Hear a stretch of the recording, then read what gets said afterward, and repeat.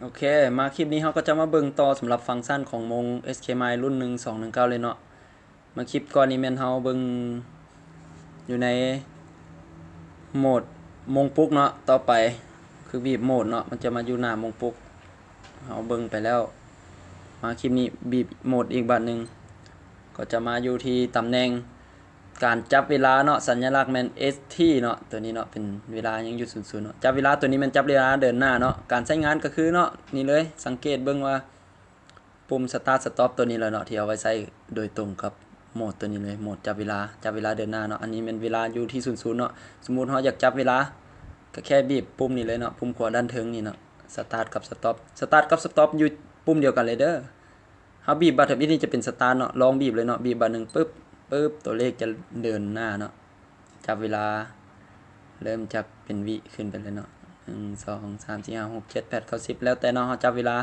เมื่อเฮาอยากเป็นหยุดเฮาก็บีบปุ่มนี่อีกบัตรนึงเนาะมันก็จะเป็น Stop บัตรนี้ถ้าตัวเลขมันเลื่อนอยู่บีบมันจะเป็น Stop เนาะบีบอีกบัตรนึงจะเป็น Start บีบบัตรนึงจะเป็น Stop บีบบัตรนึง Start บีบบัตรนึงจะเป็น Stop เนาะประมาณนี้เนาะสำหรับการใช้งานมันแล้วถ้าเฮาจับไปแล้วเฮามันมีเลขขึ้นจังซี่เนาะ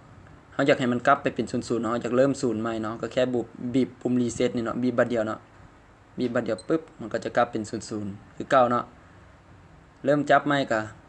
ปุ่มสตาร์ทคือเก่าเนาะบีบตัวเลขก็จะเดินหน้าคือเก่า